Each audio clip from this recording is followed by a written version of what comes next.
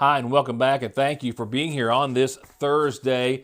Rather dismal day out there today. More of that to come, but we do have a nice little break weather-wise. Let's talk about that real quickly before we go straight to our headlines and then get out of here. The show will be just a few minutes short tonight because I've been on the road all day today. A bit of a preempt, if you will, to being out a couple of days next week. So as most of you, I think, will recall, it was December the 23rd, the day before Christmas Eve, that Angie had her first full knee replacement surgery. And the second is Tuesday of next week. So I'll be out Tuesday and perhaps Wednesday, and then we'll play it by ear thereafter. I'll be with you tomorrow. I have a host of good news headlines that I'm set to cover on Monday, and I'll be with you then, and I'll remind you. But I just wanted to go ahead and make sure I mentioned that now, as it was on my mind. As is the weather, which has got a wintry return to it. Tomorrow and Saturday, they were going to be beautiful, and as such, Henry's Hot Dog Company will be open tomorrow and Saturday. Beautiful, sunshiny, warm days ahead. So we hope you'll stop by and join us, because it might be the last couple of days until maybe even next weekend or so. I'm not quite for certain, but we're still fighting Mother Nature to get open on a continued basis. So thank you for your understanding. We hope to see you tomorrow and Saturday at Henry's Hot Dog Company. This Sunday is March the 1st, the start of meteorological spring, which really sometimes has no significance. This would be a good example. Cold front coming in gives us a return of some wintry weather on Sunday. We are also a little more than a week and a half away from daylight savings time, March the 8th. We will spring those clocks forward, and that is a good thing to do. And I think right now, 22 days away from the official start of spring. So I'm ready. I am so ready. We have an update on our ambulance situation in McGoffin County. It's been a struggle here for the past couple of days. I'll elaborate more in just a few seconds, but before we go to that, a fatal ambulance crash in Kentucky, eastern Kentucky, yesterday in Pike County. The Kentucky State Police tell us that they are investigating after a lifeguard ambulance unit, which was being driven by Matthew Corbett, was traveling on Route 197 in the Ash Camp community. This was right around 4 o'clock yesterday afternoon. The ambulance, left the roadway, overturned. A passenger in that vehicle was identified as Douglas Jones, and he was pronounced dead just a short time later after being transported from the scene. The accident is under investigation by the Kentucky State Police, and that's really all I have at this time. So, as for the McGoffin County ambulance situation, as we had been hoping wouldn't happen, as I told you earlier in the week, Patriot Ambulance Service did, for financial strains, have to pull out of McGoffin County, they said. This is going to be happening in other counties, I believe, not just of their coverage, but elsewhere for the same and similar reasons that we've already focused on, so we'll go ahead and skip that. So for the past couple of days, McGoffin County Judge Executive, as he had told you and us here on the program last week, and week before actually, Don McFarland had arranged for some neighboring county services to pick up the slack, cover portions of McGoffin County until we were able to find some sort of solution. Well, that's indeed what has been happening, and for the past couple of days this week, it was actually Johnson County Ambulance Service, Paintsville EMS, Morgan County, and Floyd County. However, it was still limited. I mean, they were certainly to be commended for taking resources and units and helping us out in the dire situation we were in. But for example, it still left the McGoffin County Rescue Squad and other fire department personnel having to do a lot of the work as well, as the Morgan County ambulance would come from Morgan County on the Parkway to exit 72, and they would have to be met there with the patient. From Johnson County, it was the same situation in that of Floyd County throughout this week. They had units which would respond, but they would only come on 460 and 2 because they had no knowledge of the area, really. And it's understandable, but that was just how it was. They would come to red light number 1 in the Parkway, and their rescue or EMS or fire, someone would have to meet them there with the patient. Certainly not an ideal situation. With that being said, we just did get off the phone a few moments ago with Judge Executive Don McFarland, and we do have a bit of a reprieve. What really upsets me about all of this situation is not the situation with Patriot or anything else, but with the state. As I have come to understand in the past couple of days, that after the state board learned of the situation here in McGoffin County, instead of trying to assist, they literally told us that if we did not have an ambulance service committed under contract in a matter of just 72 hours or so, that they would pull the certificate of need that was issued to McGoffin County to have its own ambulance service. You can't make that up. We're going to look into that a little further, and we're going to try to find out some more on that. But let's just leave it at that for now, in any regards. McFarland says that in an effort to maintain an ambulance company, they do have to have the state-approved certificate of need, and the Kentucky Board of Medical Services in Frankfort, of course, as I told you, did weigh in. He says they've been reasonable in assessing their situation. I'm not going that far. However, according to the Kentucky Administrative Regulation, McGoffin County only had 72 hours to have an emergency ambulance company in place, or they would lose their certificate of need. I think something needs to be changed somewhere. He agreed it didn't seem fair, but that was what we were informed of. So as that happened, he was able to meet with a Mr. Brian Bishop of AmeriPro EMS of Kentucky. This company, who has some interest, I believe, into expanding into the eastern Kentucky area, has committed to a month, 30 days of free ambulance services to McGoffin County until a permanent arrangement can be reached. So that is where we are as of right now. AmeriPro is going to be serving, and as of right now, I believe they will have a service in place today, and they did so at 8 a.m. And they will be here for the next month, giving us a bit of a reprieve, if you will. So with that, that's as far as I'm going to go. We'll sit down and we'll talk with Judge McFarland, maybe AmeriPro, and try to find out what the permanent solution is going to be, because we're going to have one in place, and now just less than 30 days. All right, on to the district tournament we will go when I return. 90s Mixtape Live.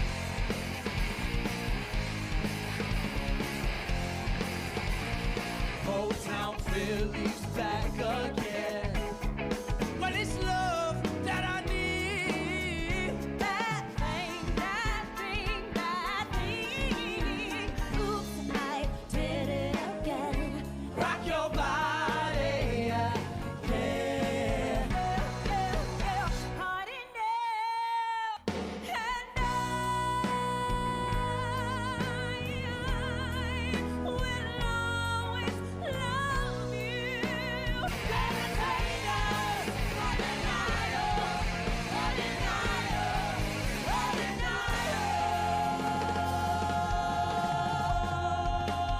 '90s Mixtape Live. Every single day for revolution.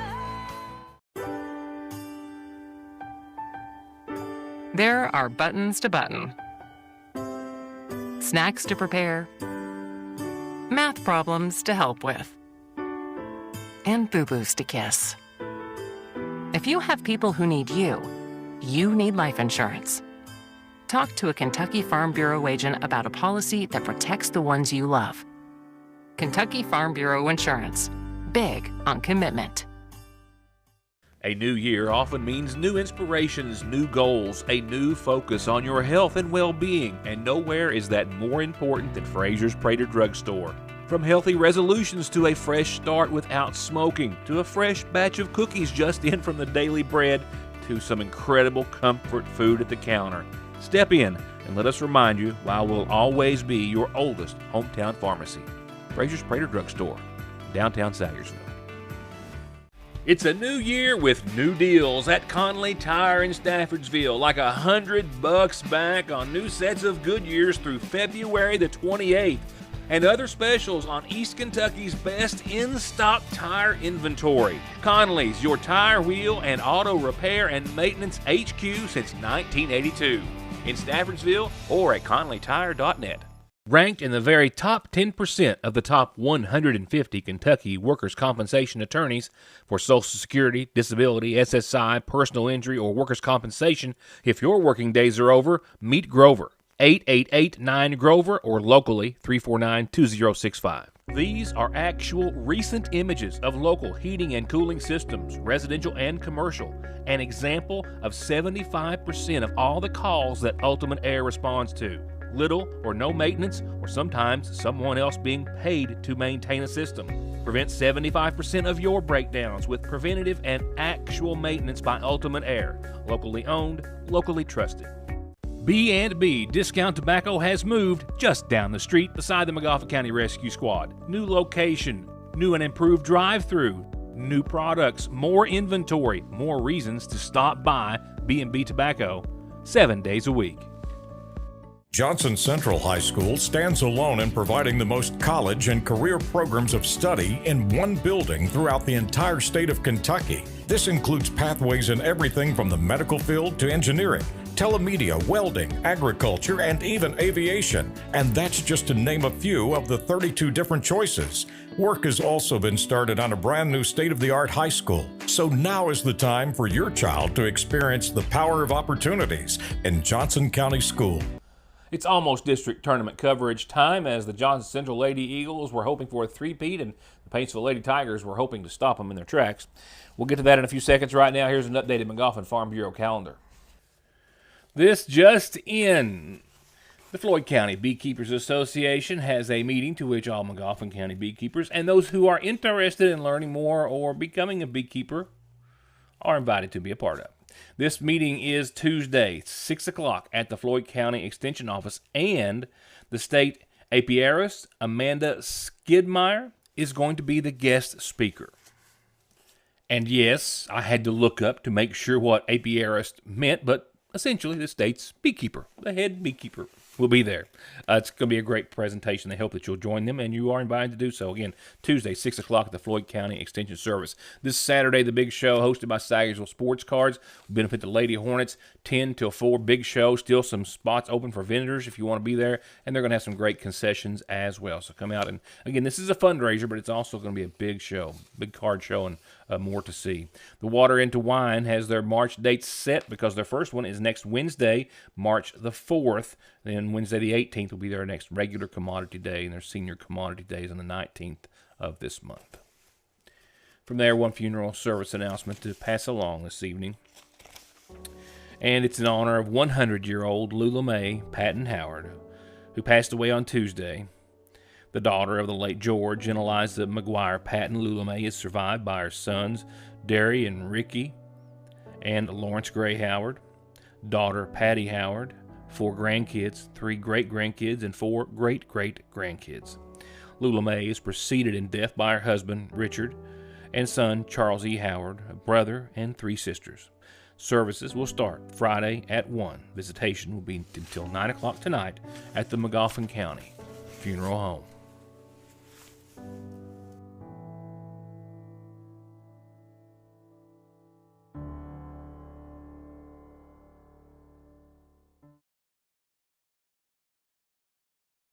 For home, farm, hillside, or anywhere you need it, A&W Tree Services offers professional tree and brush trimming, removal, and complete cleanup.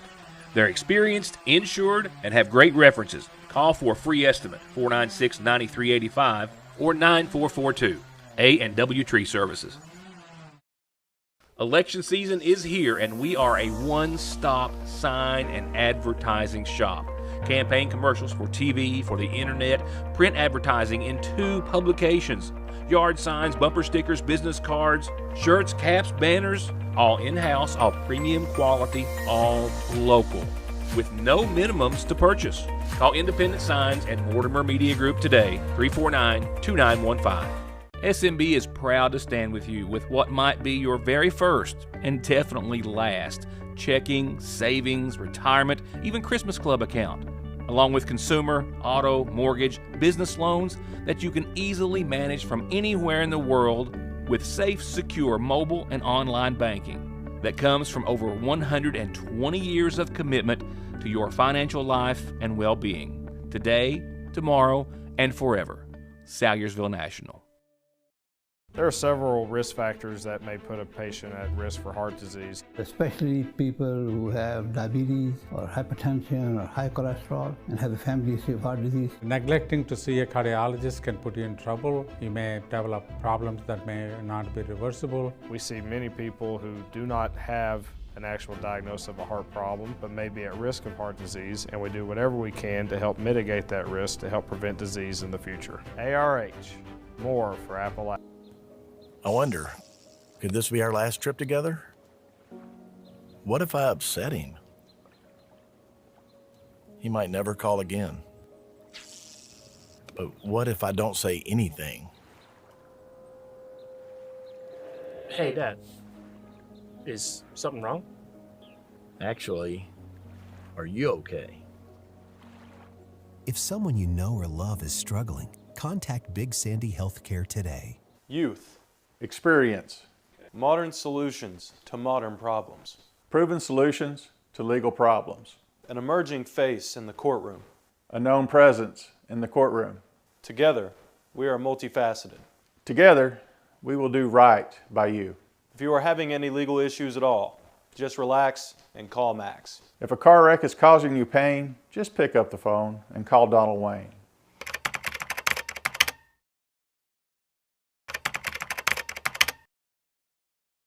Another night of district tournament play last night, specifically in the 57th district. It was at Johnson Central. The ladies from Paintsville and from Johnson Central both making it to the championship. Johnson Central looking for their third district title in a row. Going to that point undefeated in region play, 15th region play for the last 2 years. And they were hoping to build on that. It was Central's night, going for their third district title in a row. They opened fast, they kept the pedal down, and Martina Connolly's three, close to the end of the first half, made it a 44-15 Golden Eagle game. But there was no quit in Paintsville. Kylie Kenner with her own putback and three-point play, and Kenner's jump shot all kept adding up. But the Eagle faithful felt a three-peat. And as the clock ticked down and ran out, Central was left with a 65-33 win on their home court.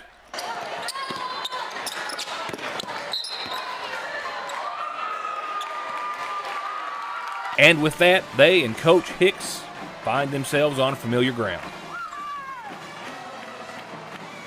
Great to play here at home. First thing I want to do is give glory to God. Everything we do is because of Him. But, you know, to be able to, in the district that we play in is the toughest district in the region, and to win it 3 years in a row, and these young ladies, you know, we've not lost a ball game in 2 years in this region and in this district, and that's something pretty impressive, and they deserve so much credit, and not taking anything away, because that's a really good basketball team, you know. But I've always said, I learned 30 years ago, I learned from the best. That's my Uncle Billy, and defense is the great equalizer, and we guarded, to hold a good team like that to 33 points in a big game like this, you know, defense is the great equalizer.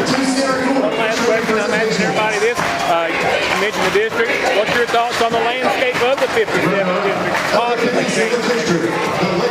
You know, we'll do what we do. I just take it one day at a time, and we're going to focus on Johnson Central and do what we do, and work. And if they add somebody, if they do whatever, it really don't matter. We're still going to be Johnson Central. So, of course, Johnson Central and the Lady Eagles will go on to the region, and from there we will have to wait and see the rest of the play-in games. The Lady Tigers will be hosting their play-in game on Saturday. That team is not yet known, I don't think, at this hour. So Central goes on to the 15th Region Tournament next week in Pikeville as one of the final 8, and then we're having to wait to see these other play-in teams. Paintsville, again, the Lady Tigers will have their play-in games Saturday on their home court. Magoffin County Lady Hornets, by the way, well, they were in action last night, and they were at Floyd Central, and they came back with about a 20% deficit or so. So the Magoffin County Hornets, Lady Hornets season is indeed over, but after a wonderful ride, 8-19 is where they'll finish a very respectable season. As for 15th Region Boys, championship tonight in the 57th District, of course. Play-in games, you've got Pressesburg and Betsy Lane. That's at Floyd Central, tipping off a few moments ago at 6 o'clock. McGoffin County is at East Ridge tonight, tipping off as well a few moments ago at 6 o'clock. Paintsville and Phelps boys, well, they got byes, so they wait until Saturday to pick it back up and try to get back into the 15th region. Here's getting back to your weather forecast and getting back to some nice days, at least for 2, and then winter returns. Well, there's nothing on the radar, so no reason to go there. I can tell you we did pick up 0.15 of an inch of rain today, just to let you know. We also hit 50 degrees. We saw gusts about 12 miles per hour in downtown Sagersville. We are at 43 and falling right now. I suspect we'll bottom out around 30 degrees tonight, 30, 31 or so. Look for, no surprise, some patchy, dense fog after 2 or 3 in the morning until early tomorrow up to 8 or 9. Mostly cloudy skies the rest of the night. They will slowly clear, and I think by reasonably early tomorrow after the fog, we should have some clear and then ultimately sunny skies. So here's the call for your Friday. 59, I think we're going to hit 60 with some sunshine and calm winds. A nice day in the neighborhood and a wonderful day to stop by and grab a hot dog or a brat or some cobbler at Henry's hot dog stand. I just can't help myself. Shameless self-promotion, I think, is often referred to. 30 degrees tomorrow night. We're back below freezing under clear skies. And Saturday we recover and we're up into the mid-60s roundabout, 64, 65. Nighttime lows in the 40s, which will be a better start to Sunday, but we're not going to cover much ground. Get to that in a second. Let's focus on the good. Tomorrow, close to 60 and sunny. Saturday, close to 65 and sunny. Clear, calm both days. Keepers, winners. Sunday, not so much. We've got a cold front coming in, and as such, temperatures will only add to Saturday night's low by about 5 or 6 degrees. We'll see the mid-40s on your Sunday, back to around or just below freezing Sunday night. With that, as far as precipitation Sunday, it'll be partly sunny and mid-40s during the day. Maybe we'll see close to 50. Nevertheless, the precipitation doesn't really work its way in until well into the overnight Sunday night after 1 a.m. or so right now. And that's rain, maybe a few flakes that carry into your Monday where we're still in the low 40s. And we have mostly cloudy skies and a 60% chance of some rain and or snow that will not accumulate but remind us all that it's still winter in Kentucky. We do rebound. We rebound quite nicely. Not as nice as we could because there's no sun to speak of. Tuesday, 53, cloudy, a 60% chance of rain, 42 for lows. I like that. 58 and 46. Wednesday, still mostly cloudy, a 40% chance of some rain. Thursday, we're pushing the upper 60s, a big jump there, around 50 for nighttime lows, but still mostly cloudy and still a decent chance of some rain. But it is going to get warmer. Will it stay warmer thereafter? I think we're going to digress and go right back to a colder pattern sometime thereafter, but let's not focus on that right now. Beautiful weather for tomorrow, and Saturday is afoot. Thank you. Good night. See you tomorrow.